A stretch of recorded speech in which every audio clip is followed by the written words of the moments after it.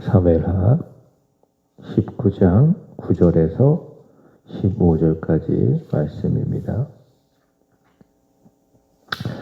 이스라엘 모든 지파 백성들이 변론하여 이르되 왕이 우리를 원수의 손에서 구원하여 내셨고 또 우리를 블레셋 사람들의 손에서 구원하셨으나 이제 압살롬을 피하여 그 땅에서 나가셨고 우리가 기름을 부어 우리를 다스리게 한 압살롬은 싸움에서 죽었거늘 이제 너희가 어찌하여 왕을 도로 모셔올 일에 잠잠하고 있느냐 하니라. 다윗 왕이 사독과 아비아달 두 제사장에게 소식을 전하여 이르되 너희는 유다 장로들에게 말하여 이르기를 왕의 말씀이 온 이스라엘이 왕을 왕궁으로 도로 모셔오지 않은 말이 왕께 들렸거늘 너희는 어찌하여 왕을 궁으로 모시는 일에 나중이 되느냐. 너희는 내 형제요 내 구류기거늘 너희는 어찌하여 왕을 도로 모셔오는 일에 나중이 되리요 하셨다 하고 너희는 또 아마사에게 이르기를 너는 내 구륙이 아니냐. 내가 요압을 이어서 항상 내 앞에서 지휘관이 되지 아니하면 하나님이 내게 벌 위에 벌을 내리시기를 바라노라 하셨다 하라 하여 모든 유다 사람들의 마음을 하나같이 기울게 하매 그들이 왕께 전가를 보내어 이르되 당신께서는 모든 부하들과 더불어 돌아오소서 한지라. 왕이 돌아와 요단에 이름에 유다 족속이 왕을 맞아 요단을 건너가게 하려고 길갈로 오니라. 아멘. 일관된 입장이 없이 그때그때의 정세에 따라서 자신이 유리한 쪽으로 이동하는 사람을 기회주의자라고 합니다. 앞서 우리가 확인했던 16장에서는 두 사람의 기회주의자가 등장을 하죠. 하나는 다윗에게 인정을 받고 무비보셋의 재산을 갖기 위해서 피난 중에 다윗을 찾아온 시바가 기회주의자이고 두 번째로는 다윗에게 죄를 뿌리면서 모지고 악한 말로 다윗을 저주했던 시므이입니다. 시바와 시므이 이 둘 다 어떤 사람? 기회주의자이다라는 겁니다. 이 둘이 기회주의자이다라고 하는 것이 내일 본문 16절 이하에 나오게 되는데요. 내일 한번 살펴보도록 하고 기회주의자는 이렇게 한 개인일 수도 있고 또 여럿이고 또 한 공동체일 수도 있습니다. 예수님 당시 예수님을 십자가에 못 박아 죽여라 외쳤던 군중들도 역시 기회주의자들입니다. 그들은 예수님이 나귀를 타고 예루살렘에 입성할 때에 종려나무 가지를 손에 들고 큰 소리로 호산나 호산나 외치고 찬양하면서 예수님을 열렬하게 환영을 했던 사람들입니다. 근데 그런 그들이 당시 종교 지도자들에 의해 놀아나서 그들의 선동에 의해서 한순간 돌변합니다. 예수님을 십자가에 못 박아라 외치는 폭도들로 돌변하고 말았습니다. 예수님 편에 있으니까는 불리하다고 생각했던 거지요. 열렬하게 찬양할 때에는 저 예수님 편에 있으면 우리가 유리하다. 그러나 종교 지도자들의 선동을 받고 그들의 이야기를 들어보니 저 예수님 편에 있으면 안 되는 거예요. 불리한 거예요. 그래서 입장을 바꾸어서 예수님을 십자가에 못 박아라 외치는 폭도가 된 겁니다. 바로 이런 군중들, 그 당시의 군중들이 누구냐? 기회주의자들, 기회주의적인 성향을 가진 폭도들인 것입니다. 이런 기회주의적인 인간들의 모습은 오늘 우리 주변에서도 특별히 이 정치권에서도 많이 확인할 수가 있습니다. 소위 말하는 철새 정치인들이라고 있죠. 이런 사람들을 일명 기회주의 정치인들이라고 이야기합니다. 이 사람들은 오직 자신만을 생각하고 자신들의 욕심만을 추구하는 인간의 악하고 못된 본성에서 나오는 그런 사람들이라 할 수 있을 것입니다. 이런 기회주의적인 행태, 악한 인간 본성에서 나오는 그런 행태입니다. 오늘 본문에 보면 이런 인간의 기회주의적인 모습이 드러나고 있는데요. 압살롬이 반역에 성공을 했을 때 그리고 그가 왕이 되었을 때에 압살롬의 편에 서 있었던 그런 사람들이 있죠. 근데 이스라엘이 패하고 압살롬이 죽자 이제 다윗의 편에 서서 다윗을 왕으로 복원하는 그 문제를 가지고 서로 다투는 것을 볼 수가 있습니다. 이것은 인간의 기회주의적인 모습이라고 할 수 있겠지요. 본문 9절의 말씀을 보시면은 이스라엘 모든 지파 백성들이 변론하여 이르되 왕이 우리를 원수의 손에서 구원하여 내셨고 또 우리를 블레셋 사람들의 손에서 구원하셨으나 이제 압살롬을 피하여 그 땅에서 나가셨고, 자, 이 말씀에서 변론했다라고 하는 것은 아주 격렬하게 다투었다. 압살롬이 죽었으니 우리를 원수나 블레셋 사람들의 손에서 구원해준 왕, 누구를 말하는 거죠? 다윗 왕. 다윗 왕을 이제 왕으로 인정을 하고 10절의 말씀을 보시면은 우리가 기름을 부어 우리를 다스리게 한 압살롬에서 싸움에서 죽었거늘 이제 너희가 어찌하여 왕을 도로 모셔오는 일을 잠잠하고 있느냐. 압살롬이 죽었으니 이제 우리의 왕은 우리를 구원한, 우리를 블레셋 사람들에서 구원한 왕이니 그를 도로 모셔오는 그 일에 우리가 왜 잠잠히 하고 있는가. 소위 말해서 주를 압살롬 편에 서 있다가 압살롬이 죽으니 그 편에 서 있다가 우리가 유리하니 또 반역자로 몰릴 수가 있으니 이제 다윗 편에 서서 그를 왕으로 도로 모셔와야 할 것이 아닌가. 자, 이런 문제로 자기들끼리 크게 다투고 변론했다라고 하는 그런 것입니다. 자, 여기 10절을 보면 이렇게 이야기합니다. 우리가 기름을 부어 우리를 다스리게 한 압살롬. 우리가 기름을 부어 우리를 다스리게 한 압살롬. 자, 그들의 말을 들어보면요, 왕을 세우기도 하고 또 패하기도 하고 이런 일들은 마치 자기들이 하는 것이냐 착각을 하고 있습니다. 우리가 왕으로 세운 압살롬. 근데 그 압살롬이 죽었으니 이제 우리를 원수로부터 블레셋으로부터 구원했던 다윗을 왕으로 인정하고 그를 다시 복귀시키는 것이 우리에게 마땅한 일이 아닌가. 마치 왕을 폐하고 세우고 이 고난이 마치 자기들에게 있는 것처럼 이들은 착각을 하고 있습니다. 그러니 왕을 도로 모셔오는 그 일의 주도권을 누가 가질 것인가. 이런 문제로 자기들끼리 크게 다투고 변론한 것이지요.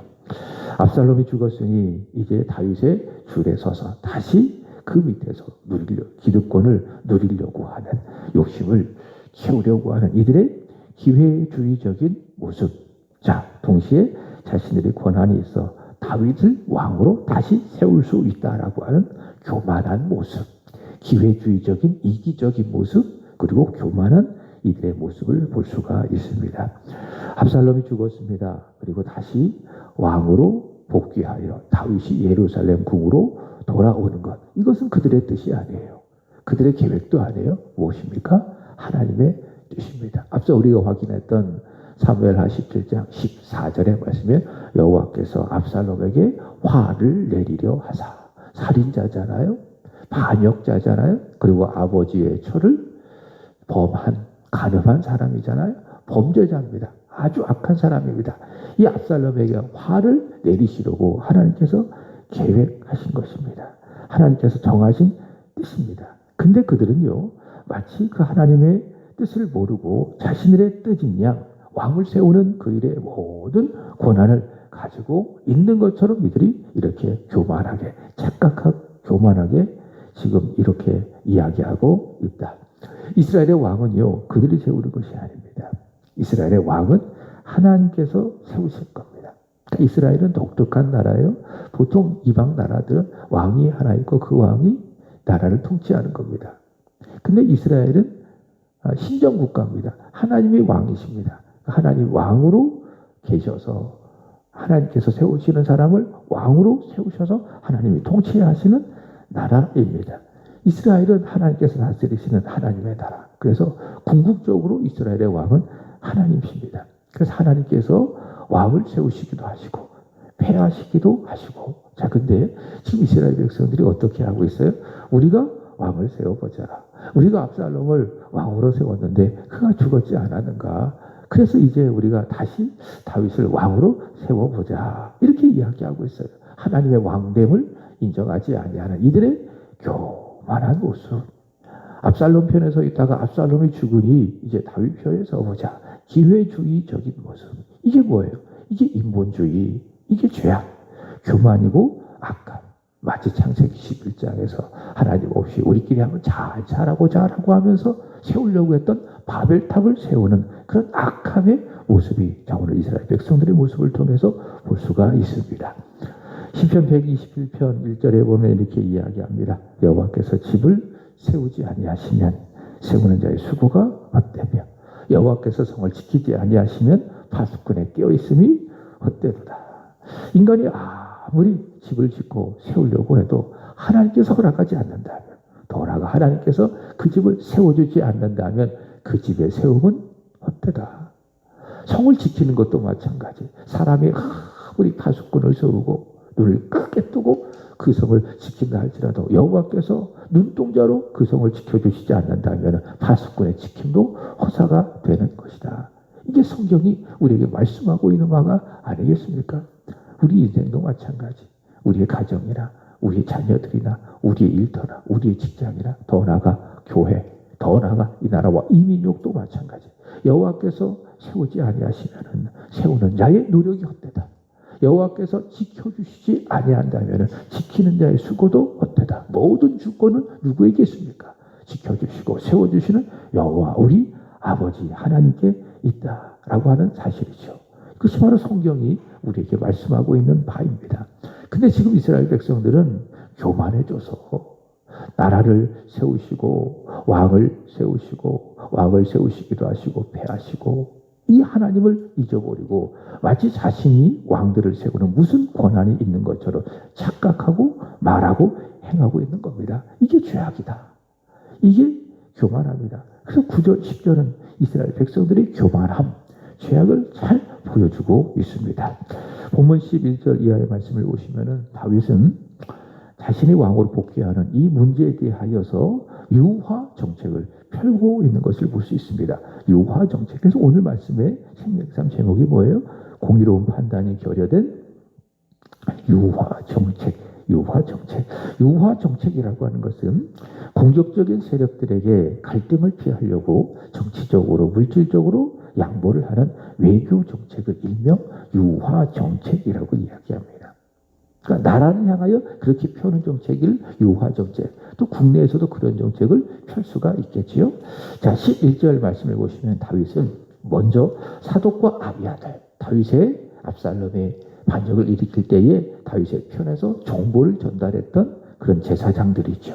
사독과 아비아달을 시켜서 자기가 속한 지파 유다의 장로들에게 야 너희는 왜 왕을 모셔오는 그 일에 앞장서는데 가만히 있느냐라고 하면서 유다 지파가 왕을 모셔오는 그 일에 앞장을 서야 한다는 것을 전합니다. 11절 보겠습니다. 다윗 왕의 사독과 아비아달 두 제사장에게 소식을 전하여 이르되 너희는 유다 장로들에게 말하여 이르기를 왕의 말씀이 온 이스라엘이 왕을 왕궁으로 도로 모셔오자 하는 말이 왕께 들렸거늘 너희는 어찌하여 왕을 궁으로 모시는 일에 나중이 되느냐.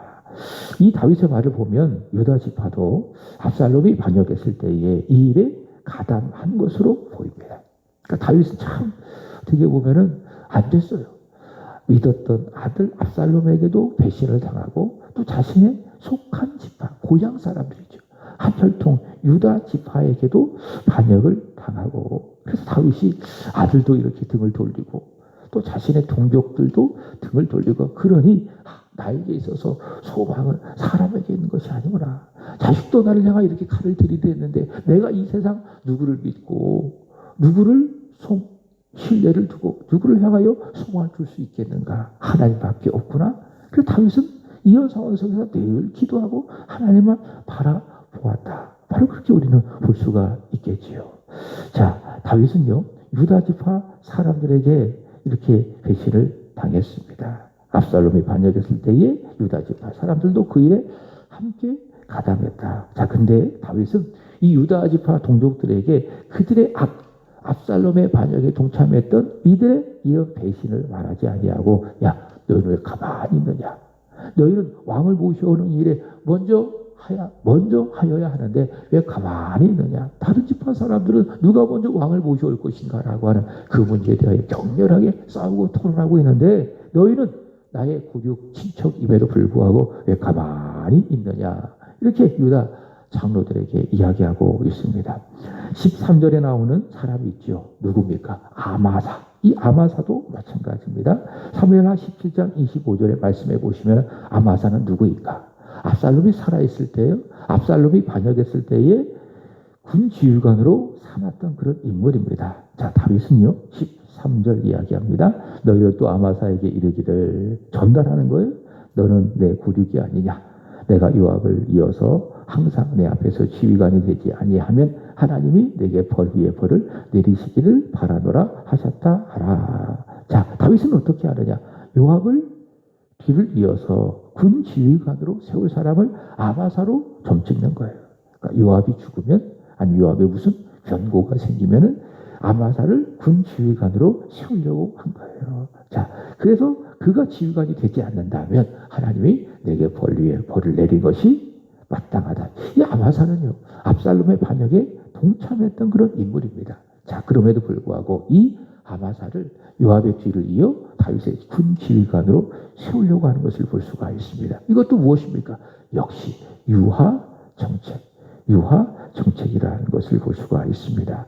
자, 이렇게 아마사를 지휘관으로 세우는데 이것은 유하 정책이지만은 일종의 또 정치적인 목적도 있습니다. 자, 다윗이 압살롬을 잃고 난 소식을 들었을 때 어떻게 했습니까? 크게 울면서 내 아들아, 내 아들아, 내 아들 압살롬아, 이렇게 막 크게 슬퍼했잖아요. 근데 어제 우리가 확인했잖아요. 그 슬픔이 백성들에게도 역시 슬픔이 되고, 그리고 다들 부끄러워서 각기 장막으로 돌아갔다. 이런 말씀이 있지 않았겠습니까? 자, 이 일에 대하여 요압이 안 되겠다.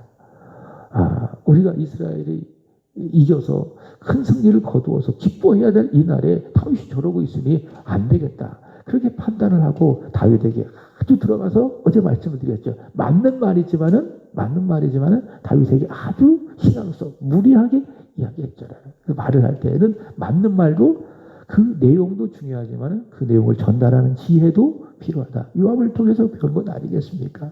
자, 그런 이야기를 다윗이 듣고 더 큰 상처를 받는 거예요.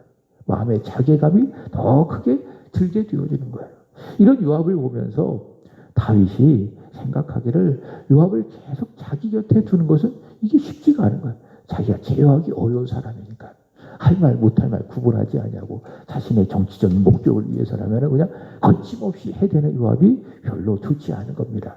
그래서 이 요압을 견제하기 위해서 다윗이 선택한 사람이 누구냐? 바로 압살롬 편에서 군 지휘관이 되었던 자기 조카기도 하지만 그 아마사는 거예요. 자, 이 아마사, 이 정치적인 목적으로 요압을 견제하기 위해서 다윗이 이 아마사를 세우려고 하고 있다. 자, 이렇게 다윗은요, 압살롬이 죽자 한때 자신을 배신했던 자신의 고륙 유다 지파나 그리고 아니면 아마 지파를 세워서 왕의 자리로 이제 복귀하게 되는 겁니다. 자, 이것이 바로 14절, 15절의 말씀인데요. 자, 이 다윗의 유하 정책은요, 포용한다. 누군가를 포용한다라고 하는 긍정적인 면을 갖고 있어요. 자, 그렇지만 다윗을 반역하고 압살롬의 편 그 사람들에 대한 징계가 없었다라고 하는 점에서, 그죠? 아마사도 마찬가지. 압살롬 편에 있었던 그런 군 지휘관 아니겠습니까? 이들을 향해서 다윗이 공의롭게 징계하지 않고 그저 품어주는 유하 정책 어떤가? 위험한 정책이다. 공의로운 판단이 결여되어진 유하 정책, 아주 위험한 정책이다. 그래서 이 유하 정책의 실패를 보면 그게 압살롬 아니겠습니까? 다윗은요, 살인자 압살롬을 하나님의 말씀을 따라서 징계하지 않았습니다. 징계하지 않냐고 그냥 받아주었어요. 그게 뭡니까? 유하 정책입니다. 형을 죽인 그 일에 대하여 공의롭게 압살롬을 징계를 했더라면은, 그리고 난 다음에 압살롬을 품어 주었더라면 압살롬이 반역을 할 수가 있었을까?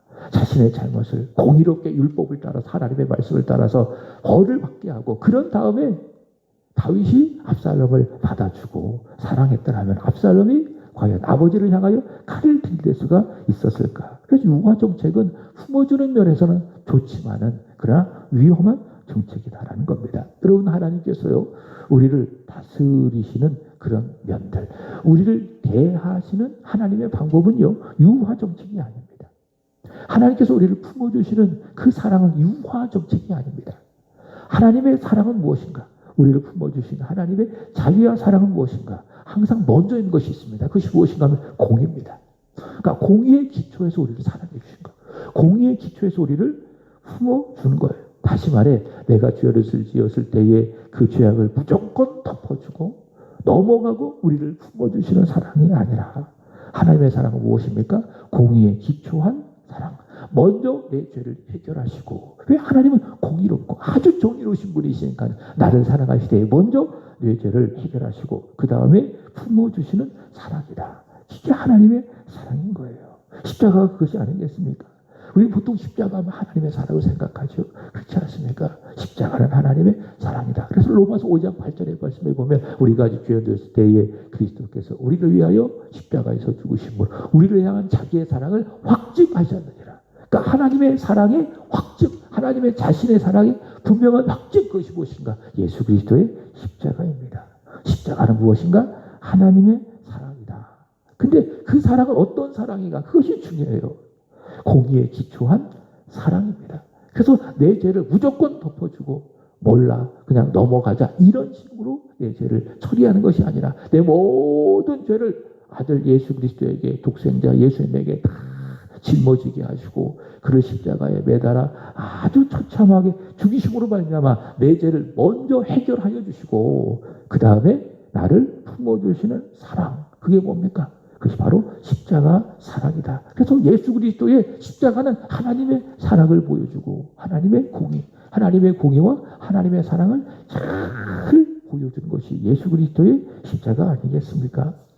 자, 인간의 죄를 그냥 덮어주고 인간의 죄를 크게 무겁게 대하지 아니하고 그저 무조건 포용해주는 인간의 유화 정책. 오늘 다윗이 펼치고 있는 유화 정책 어떻다? 무섭다. 이 정책은 실패할 확률이 아주 많다. 죄의 문제가 해결되지 아니하는 인간의 모든 정책은 무섭다. 실패할 가능성이 아주 높다. 전 정부에서 사실 북한에 대해서 이런 정책을 펼치지 않았습니까? 유화 정책을 북한을 향하여 펼치지 않았겠습니까? 자, 생각해 보세요. 결과적으로 보면 변했습니까? 변하지 않았습니다. 여전히 북한은 이 한반도를 위협하고 있는 핵을 가지고 있고요. 그리고 전 정부 시절에 남북의 공동 연락소를 세웠잖아요. 근데 북한에서 어떻게 했어요? 그 공동 연락소를 폭파시켜 버렸잖아요. 그러니까 유화 정책이 한 방향으로 공동 연락소도 설치하고, 근데 그 정책이 실패로 돌아간 그 증거가 남북 공동 연락소가 파괴된 그런 것입니다. 지금 다윗은요, 반역에 가담한 일이 있는 사람들에 대해서 공의로운 처리 없이, 그들의 죄악에 대한 공의로운 처리 없이 유화 정책을 펴고 있는 것입니다. 자, 이런 것을 통해서 우리는 또다시 다윗이라고 한 사람이 믿음이 참 좋은 사람이지만 하나님의 마음이 아픈 믿음이 있는 사람이지만 다윗도 역시 어떤가? 연약한 인간에 불과하다라는 것을 보게 됩니다. 다윗은 우리 믿음에 있어서 본받아야 될 그런 좋은 믿음의 사람, 하나님의 마음에 합한 사람, 늘 기도하고 찬송하고 하나님을 신뢰하며 하나님께 소망을 두며 하나님을 신뢰하며 의지하며 살아갔던 믿음의 사람이지만 동시에 어떤 사람? 인간의 연약함을 가지고 있는 연약한 한 사람에 불과하다. 그러므로 이런 다윗을 바라보면서 우리는 우리 믿음의 주여 하나님의 아들이신 예수 그리스도를 바라보아야 합니다. 참 하나님이시고 참 인간이신 우리의 구주 예수 그리스도를 바라보아야 합니다. 사랑하는 여러분, 인간을 의지하지 말고 내가 가진 것들, 내 소유들을 의지하지 말고 오직 우리에게 모든 것을 주시는 여호와 하나님 아버지만을 의지하기를 바랍니다. 우리를 위해서 십자가 지시고 죄를 이기시고 부활하시고 승리하신 주 예수 그리스도를 바라보고 그를 깊이 생각하고 나는 죽고 예수로 사는 저와 여러분의 인생이 되기를